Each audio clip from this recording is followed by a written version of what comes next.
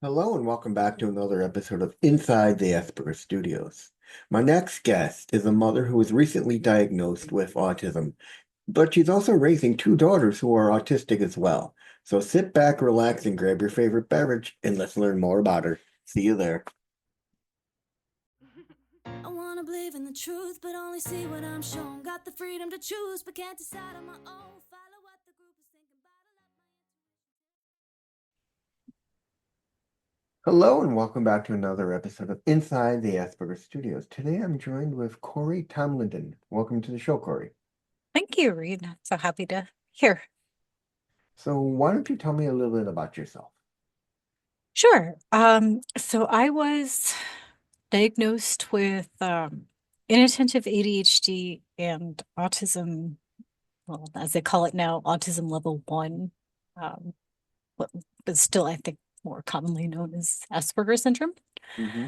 Um, about 3 years ago, 2021, 4 years ago.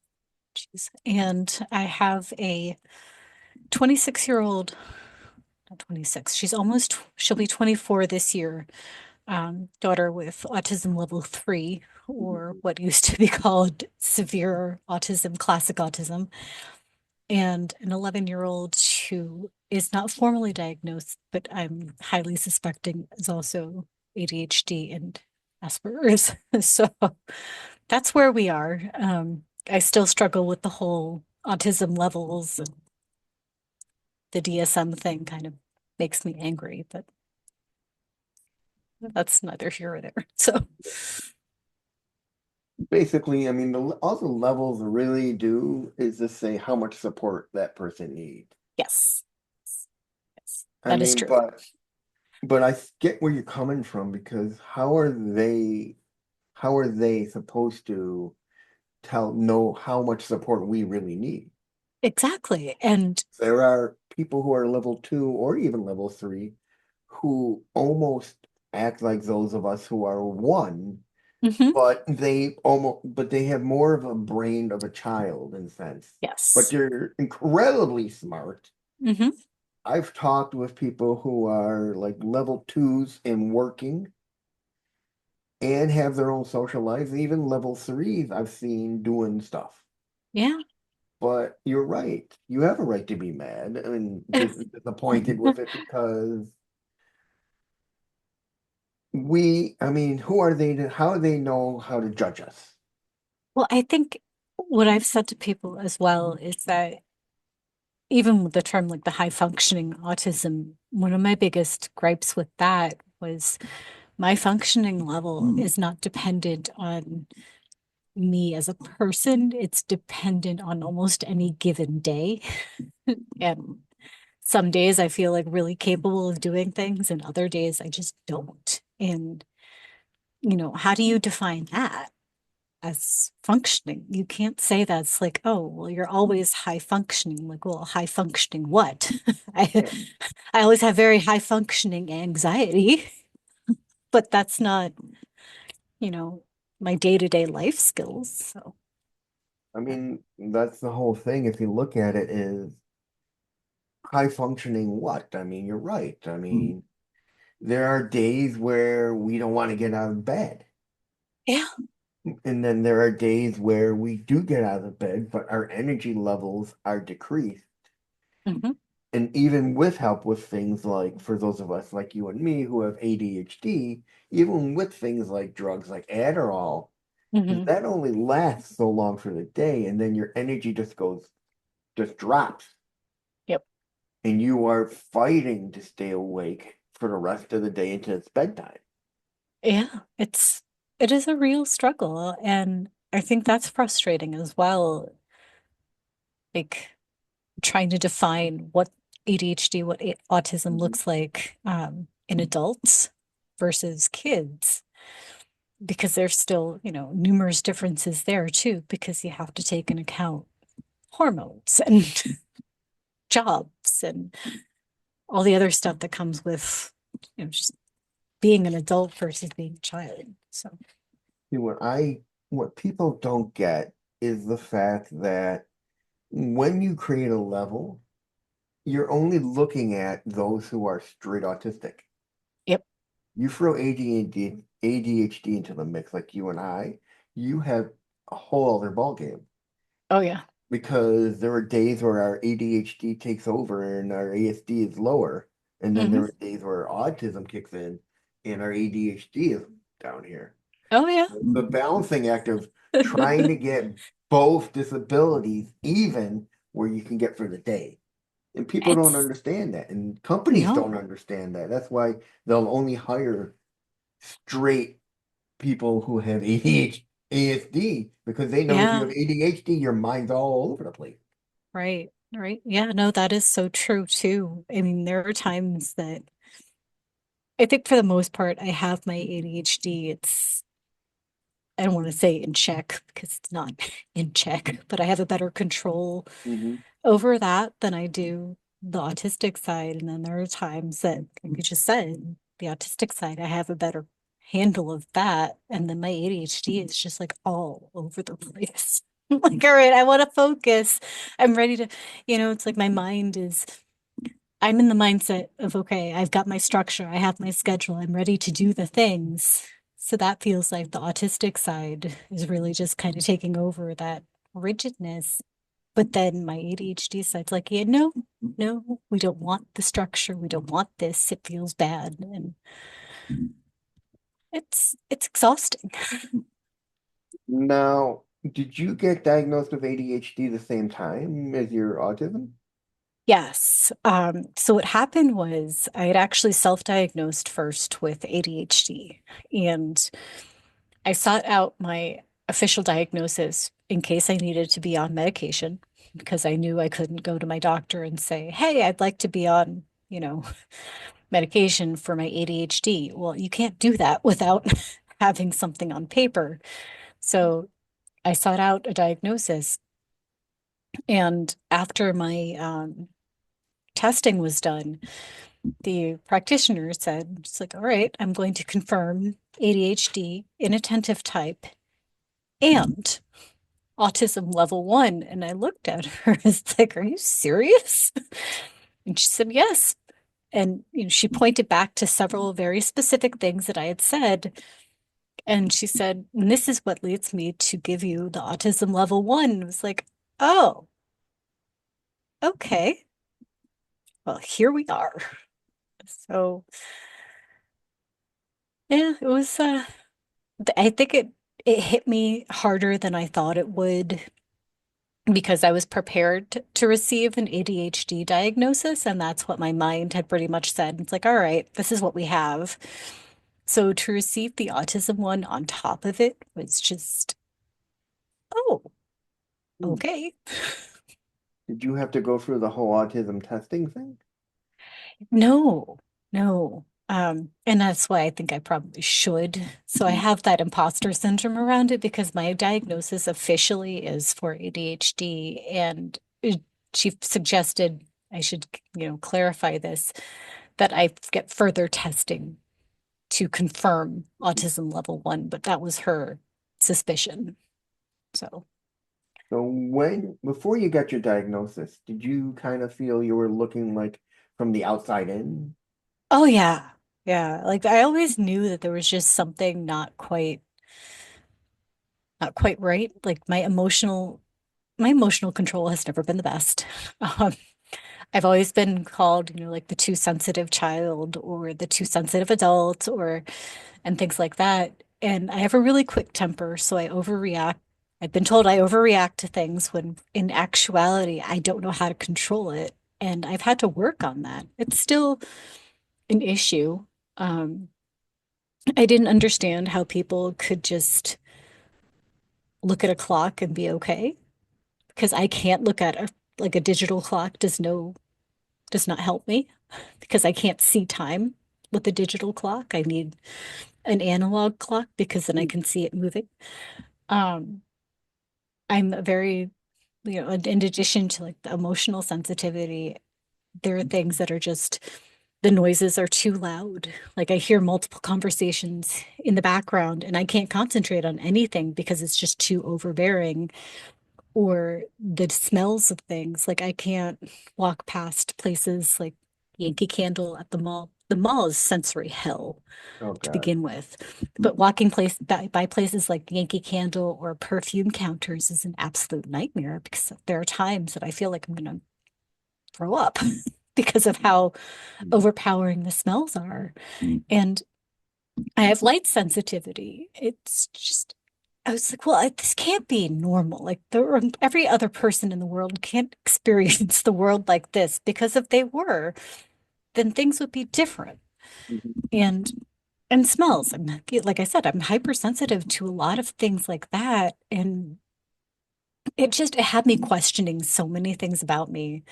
And as my daughter, my oldest daughter was getting older, I was looking into, how to better support her at home, um, with the executive functioning stuff. And as I was reading more into that, it's like, holy crap, this describes so many of my own struggles, but just in very different ways.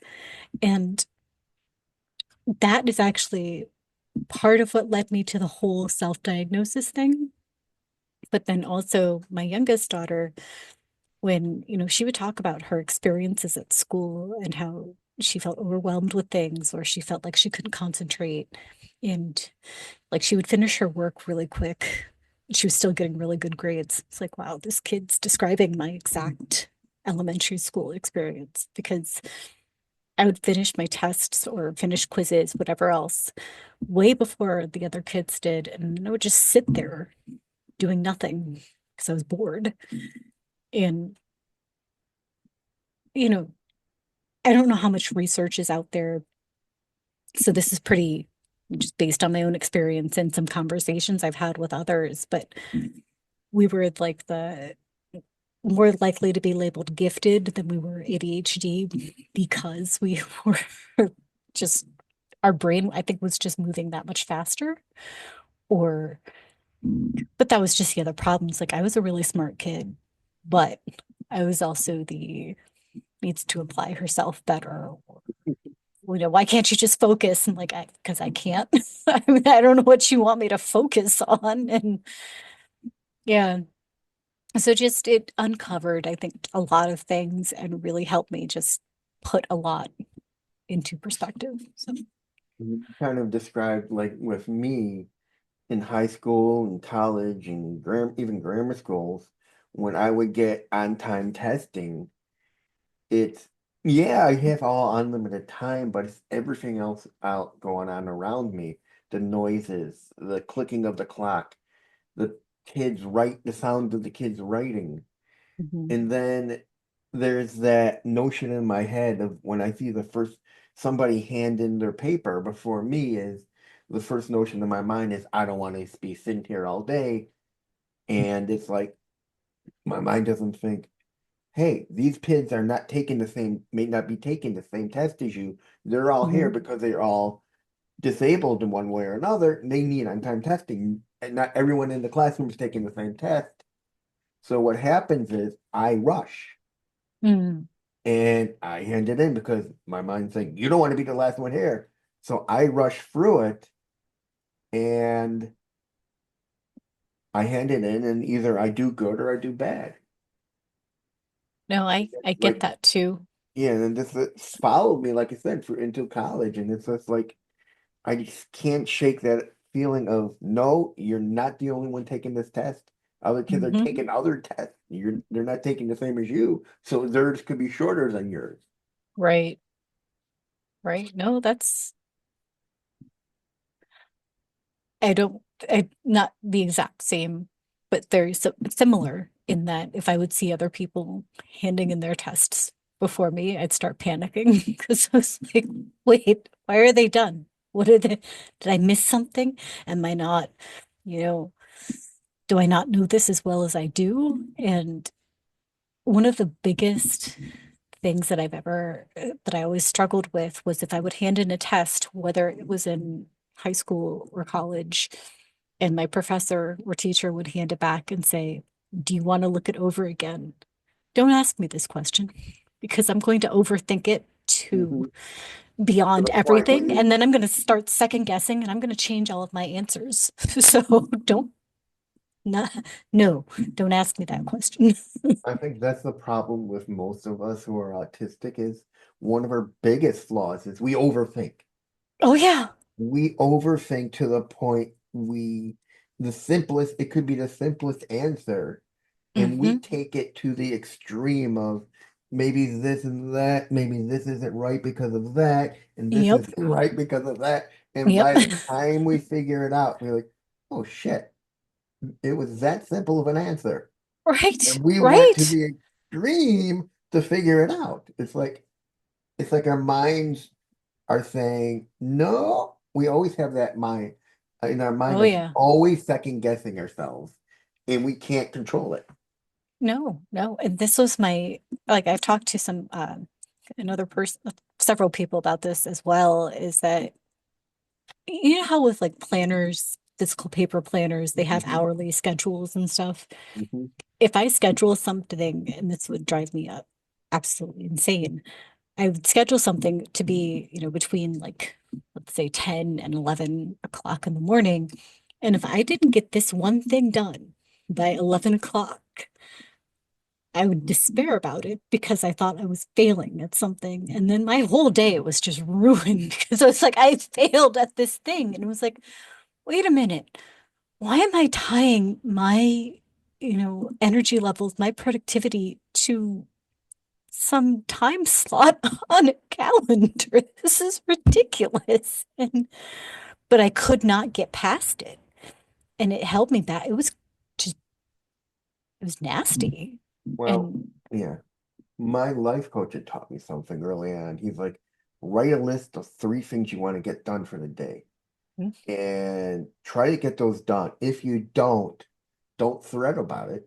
You just take what you didn't get done and you move it to the next day. Mhm. And you try to get those 3 things done and you keep doing that. That's what I've done now. Well, that is what I do now, and what I teach as well to my clients is do a priority matrix and, identify the most important things that have to get done, identify things that you would like to get done, identify things that don't need to be done, and then identify things that can be done by somebody else. Because that's the other thing. It's like you Delegate. don't have to do all the things. So, Yeah, I use that in a friend of mine who's like one of the biggest autism advocates told me about this digital site that's got a really good planner where you create your own mhm, itinerary and stuff. And one of the things is a matrix.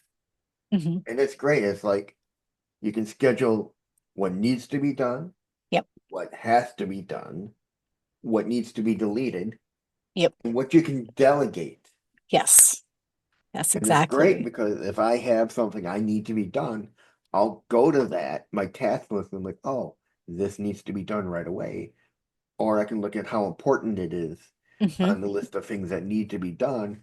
And if it's a 2 or a 1, I can move it over from has to be done to it can wait to get done. Yeah, that's helped for me too, just in that, knowing that it is a higher priority, because then I think like for so many of us who have ADHD, we work very well under pressure and with deadlines because we know it has to get done. So it's almost like tricking your brain into saying you have to do this one first before you do the other things. And, the way I've come to look at it, it's like, all right, this helps me because I can get my bigger things done and out of the way.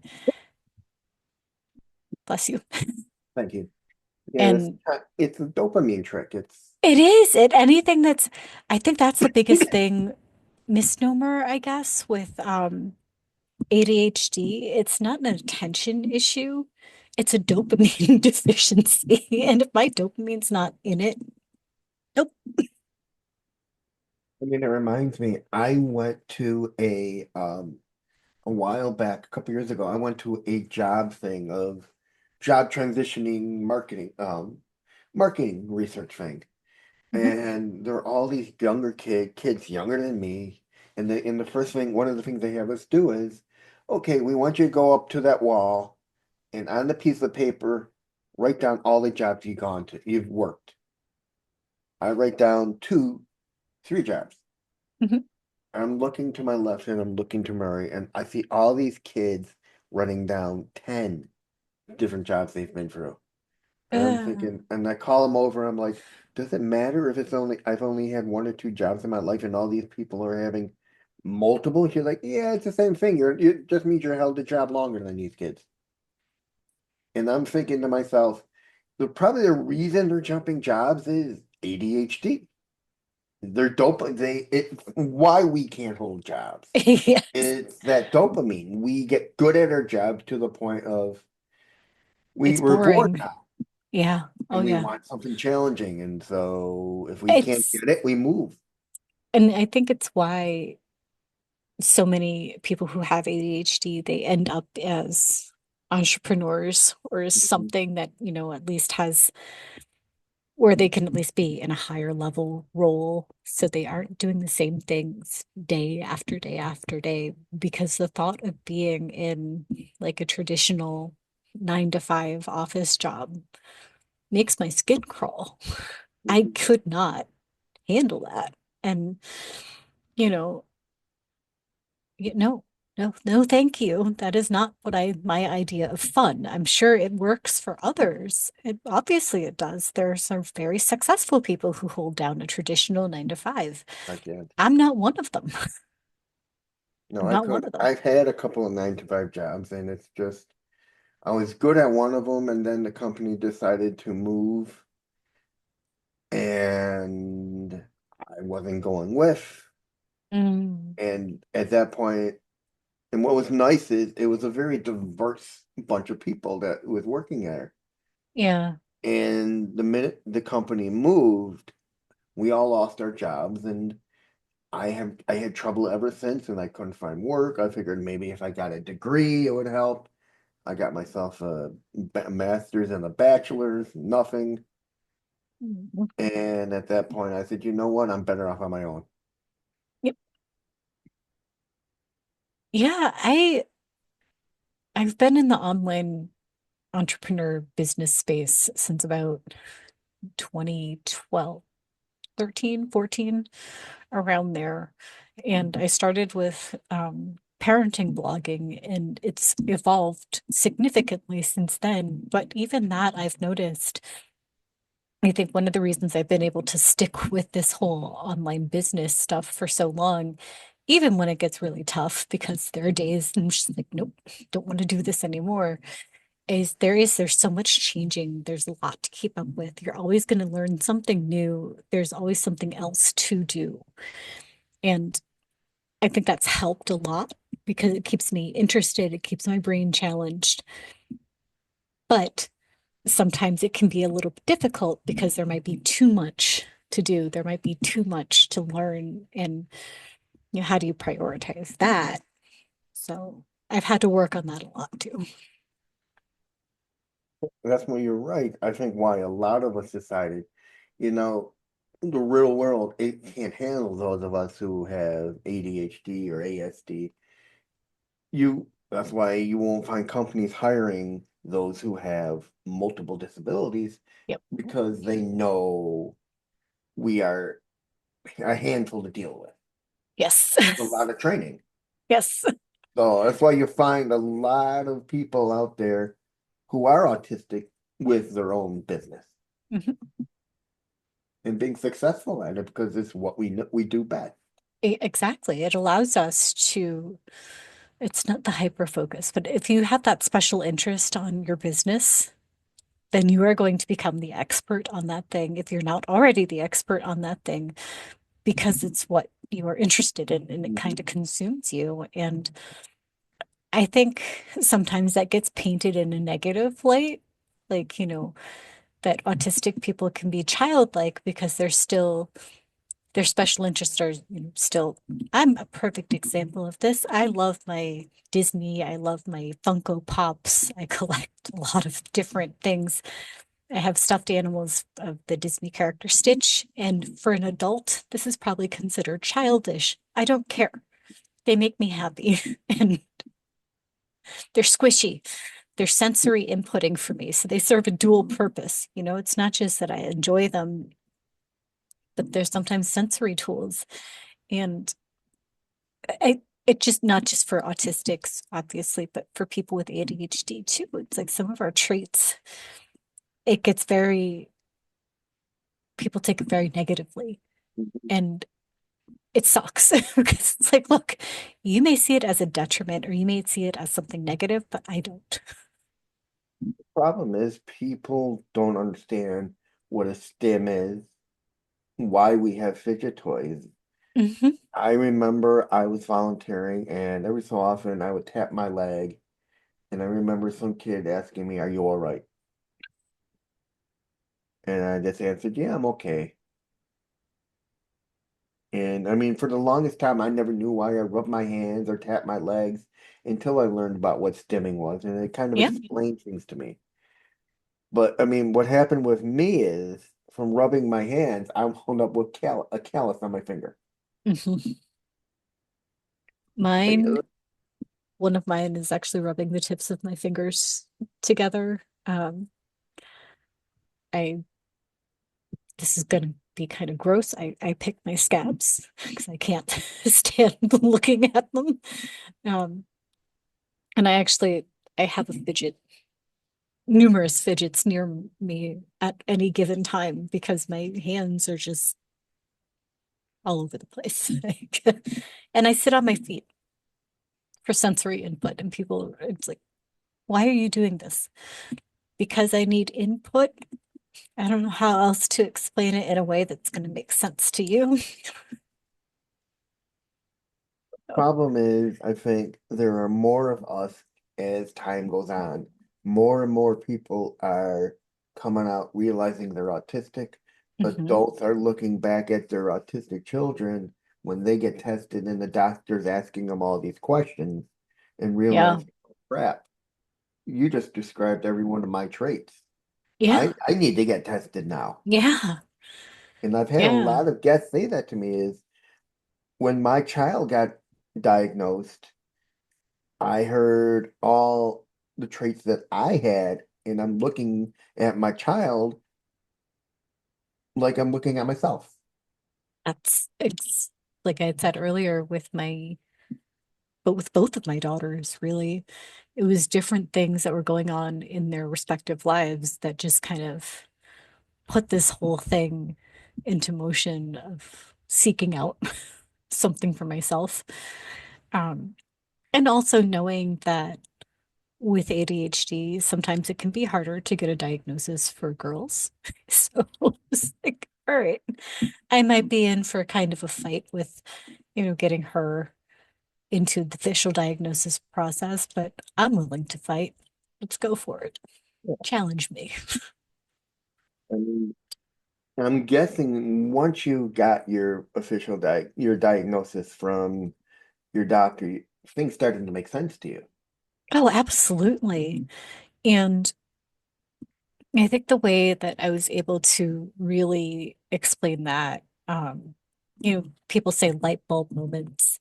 Mhm. This wasn't a light bulb moment. This was my universe was being entirely lit up moment. And I think one of the biggest things that it probably helped me with was, okay, now I understand why I do some of the things that I do. My brain is not broken. I'm not lazy. I'm not hyper, like overly emotional. I don't overreact. And it was just being able to take back all of those things, which was great because, I didn't have to deal with it anymore. Well, I still have to deal with it, but just not as negatively. The problem with a lot of people is they don't realize, especially when it comes to emotions, we wear them on our sleeve. Hmm. This is why we are so emotional Oh, yeah. at the silliest things, watching TV shows that pull on your emotions.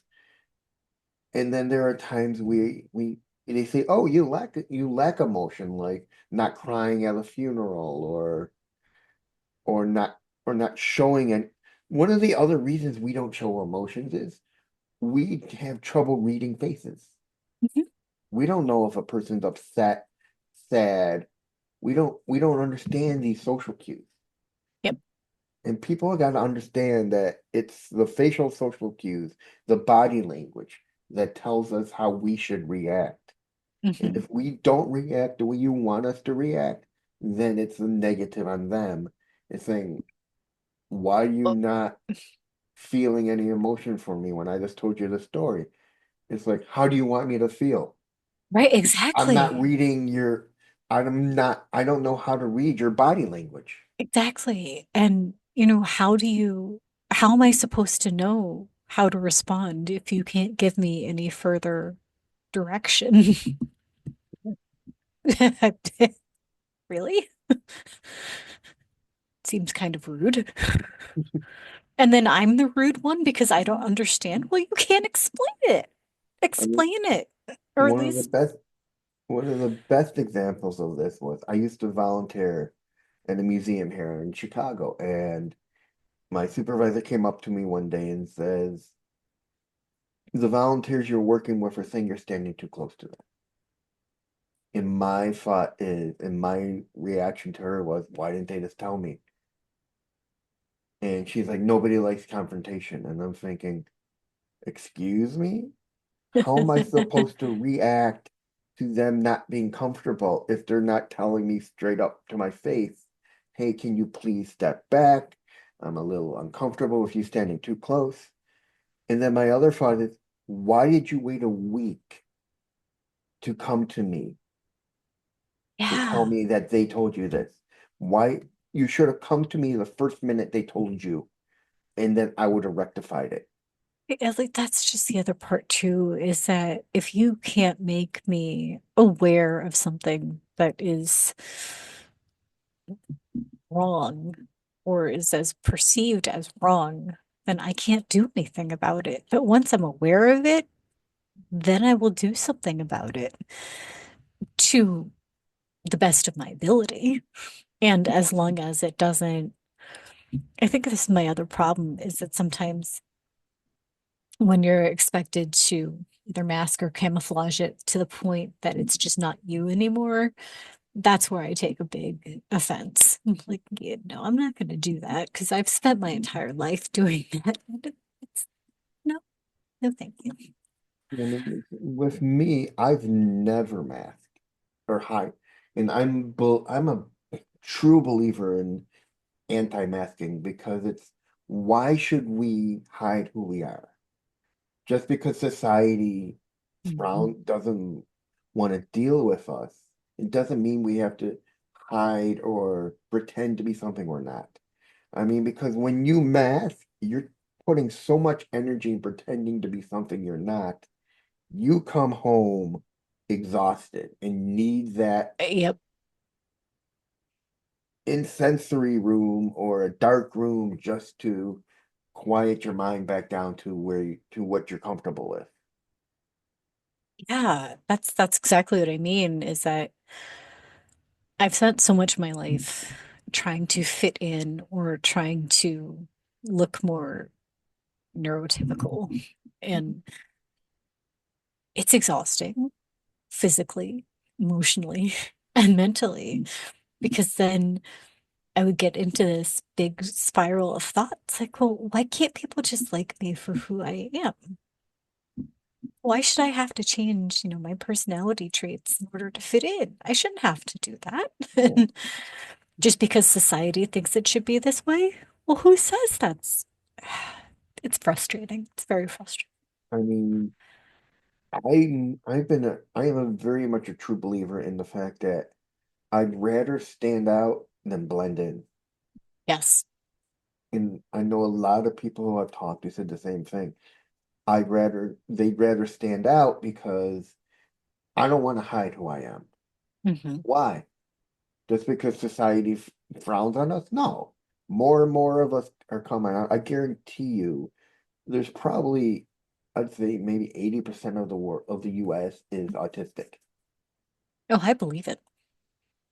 I absolutely believe it. And I guarantee you, as time goes on, more and more people are going to start coming out and coming out and coming out until we take up more of the population than the neurotypicals. Absolutely. And then the Absolutely. world will start to have to learn how to deal with us. Yes. Yes, they will. Yes, they will. And So it's have going to be you, glorious. yes, it is. So have you figured out your special interest? Oh gosh. My special interest. I am really into neurolinguistic um, programming Hmm. and psychology in ancient religions. Um, my other special interest is probably mythology and ancient history. So yeah, those are Yeah. my big ones anyway. So when were your daughters diagnosed? Um, my oldest was diagnosed in 2003, 2004, so it was quite some time ago.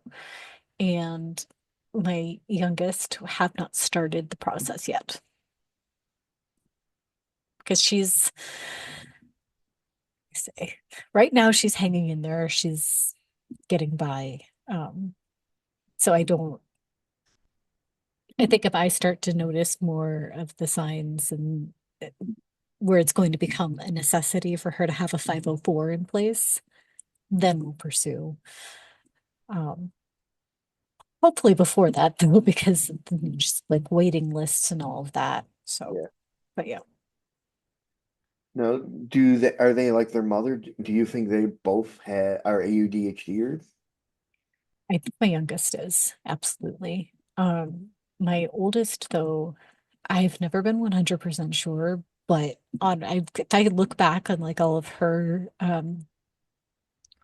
school testing and um I forget now what all these forms were called, but they would have parents do testing, like the questionnaires and evaluations as well. They were always suggesting that we should get her tested for ADD or for ADHD because of her hyperactivity and this other stuff. And it's like, yeah, well, she's autistic with a lot of sensory issues. So, and at the end of the day, I had asked, or by the time it all came down to it, I had asked the special education facilitator or IEP chairperson. It's like, how much of a difference is it going to make if she has a formal diagnosis of ADHD? Is that going to get her any more accommodations or anything else above what she gets with autism? And she said no. She's going to get the most accommodations and the most supports with her autism diagnosis. And I said, then that's what we're going with because I'm not putting her through unnecessary testing just so she has another diagnosis. What's the point? So, So true. I mean, because if you think about it, there is more support for autism than there is for ADHD. absolutely. There are support groups. I mean, there are tons of professionals. You don't see many professionals in ADHD. Yeah. Because I think so many ADHDers, though, go under the radar Hmm. and we go undiagnosed or misdiagnosed. Because I've read it in so many places how women in particular, they get misdiagnosed with anxiety or with, depression or with anything but ADHD.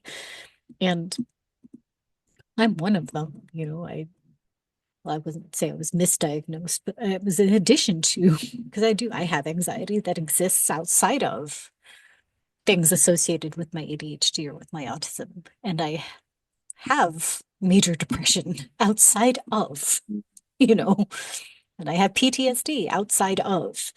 So yeah, and then I think when you add in all like the mental health stuff that we deal with, it's like, yeah, I'm this and I have all of these other things. If you're interested in my thought process and theory on how they all relate, I can give you a nice long talk, but I doubt you really want to know. So let's just leave it at I have autism and ADHD and call it a day. So what is it like raising two daughters who are neurodivergent and also being neurodivergent yourself?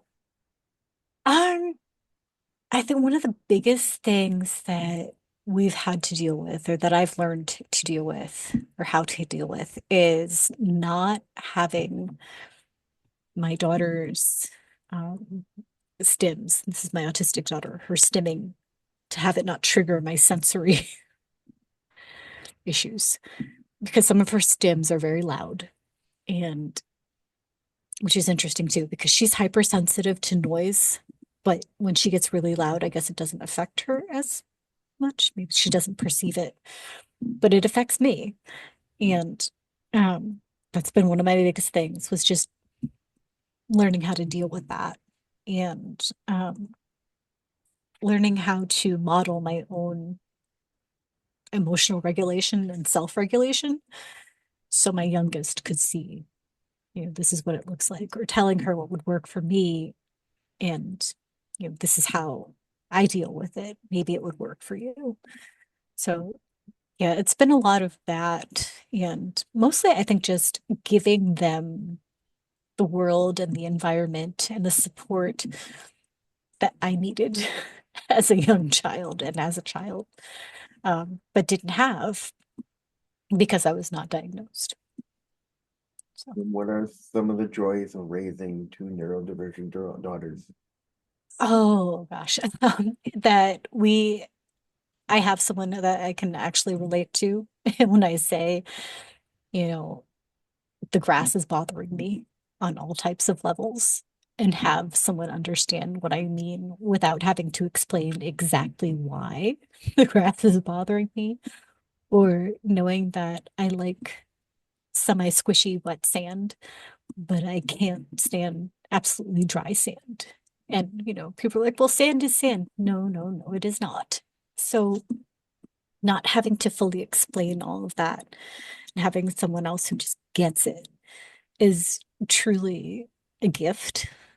Um, and I think the other awesome thing about this is that if either one of my daughters have children of their own, we are able to break the cycles and break, some of the stigma around it. And hopefully by that point, things will have greatly changed. So these conversations around accommodations and all of that, they don't have to happen as much. When looking at your daughters, do you see many of your own traits Absolutely. like that fit you? Absolutely. I think it more in my younger daughter than I do in my older daughter. Um, because we have a lot of the ADHD stuff, and then a lot of our sensory issues are very much the same. Um, all three of us, though, we express our anger in the same way, with stomping feet, yelling, and slamming of doors. Not always in that order, and then crying, excessive crying. And yeah, there's other things I think I've noticed. Some of our stims, my older daughter and I are very much the same. Um, like the finger touching, and then the hair. Um, so yeah. Now, do they have any sensory issues besides like the touching? Um, yes. For my older daughter, she is sensory sensitive to touches, aside from touching things, but she has a lower pain threshold. And I think something that would normally hurt other people to a greater level, she just doesn't feel it. Um, taste wise, she has pica, so I don't think she has that sensory issue with taste. Um, smells and then sounds, she's very sound sensitive. Um, my youngest is very similar to me with the sound sensitivity, the light sensitivity, um, textures, Mhm. especially with foods. And oh, actually, one thing that all three of us do share, I have a lot of seasonal allergies. My two daughters they also have seasonal allergies. My youngest has a lot of the same quite a few of the same ones that I do. No. When did you decide to get them tested? When did you realize that maybe, oh, maybe they may be autistic, at Well, least for your own. with my oldest daughter, she was born premature. And in New York State, if they're born, it's like I think at least 6 weeks premature, parents are required to go through it's like New York State's Healthy Beginnings, I believe is the program. And through that, she was eligible for an IFSP, the Individual Family Service Plan, I think was the name. I can't remember now. Anyway, that got the ball rolling, so to speak. And she was receiving physical therapy and speech therapy from a young age, just to make sure that she was catching up to her peers. And her speech wasn't developing as it should for a typical child. And then she actually started regressing with her speech and her motor skills. She was regressing. So when by the time she turned, I think it was like 2, her occupational therapist and her speech therapist both suggested that we get her tested for autism. And we did. And I remember going to that developmental pediatrician's office. And as she's asking all of these questions, like, yep, that's her. That was her. That's the things she did. That's what she did. So it didn't come as much of a surprise.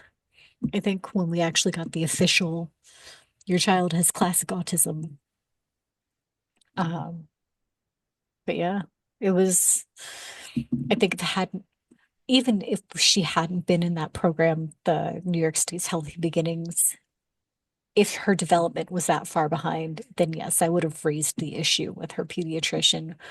But because she was in that program and kind of being monitored, it just pushed the process along. Now, have they found any of their special interests or things that they have like really hyper focused on and become like their interest? Well, my oldest has been absolutely obsessed with Bear in the Big Blue House and the Wiggles since she was 2. So that's been her biggest special interest. And my youngest absolutely loves art. She's ridiculously talented with that. Um, so I'd say that's one of her special interests.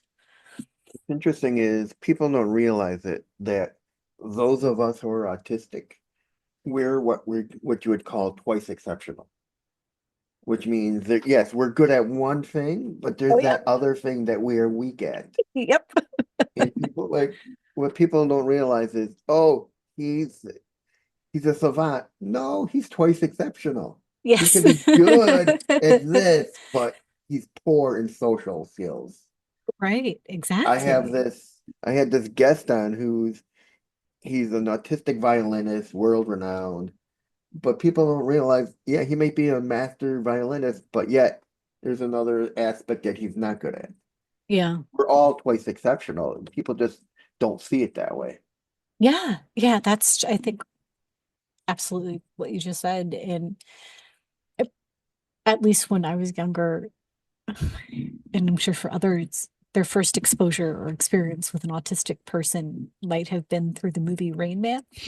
And that's just one portrayal of Yeah. autism. That's not all of us. And yeah, I mean, I was always a very musically gifted child, individual. Like I sang in chorus from like the time first grade, and I played the violin. So I excelled in those areas. And like I said, I was pretty smart in most areas, except for math. Math was the bane of my existence. Mhm. And to this day, math is still the bane of my existence. I still need to hold up my hands to figure out my left from my right. Oh my God, And, that's me too. you know, I mean, I'm poor at math too. And what's funny is there are two types of those of us who are autistic. There's the creative side and then the logical side. Mm-hmm. And I'm more creative, Yep. but I do have that logic of the regular logic, but not like the kind of logic where I can sit down and write a program. Yeah, My same mind here. doesn't get that. Same here. I'm a pretty creative person, and I'm capable of figuring things out and all of that. But then other things, like, well, I had to, for my example, I had to Google how often to vacuum the carpet and vacuum my hardwood floors and how often I should sweep my house because people don't teach you these things. They just assume that you know them. Like, yeah, nope, not me. I mean, people don't realize life skills, if taught by your parents, stick with you. But if you're not taught them, how are we supposed to learn them? Right. Like my when I was growing up, my mom was in law school and my dad worked overnights. So from a pretty young age, I became pretty self-sufficient, learned how to cook, learned how to do laundry.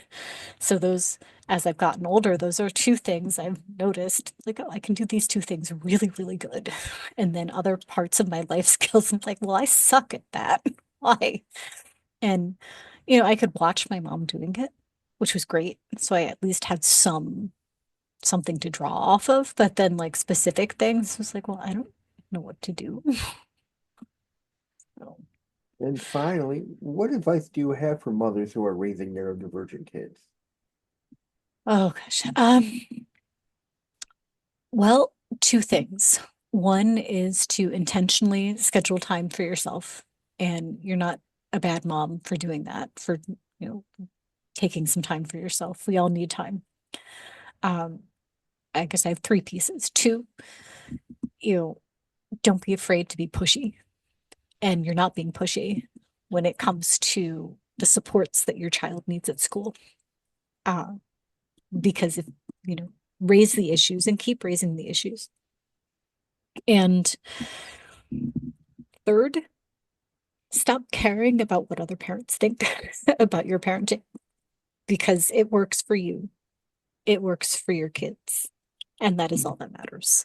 As long as you aren't, you know, causing any physical harm, do what works for your family. Don't let other people judge that because they don't know your life situation. That's it, ladies and gentlemen. I'm Reed Miles. That was Kori Tomlin. And see you in the next one. Thank you, Kori. Thank you.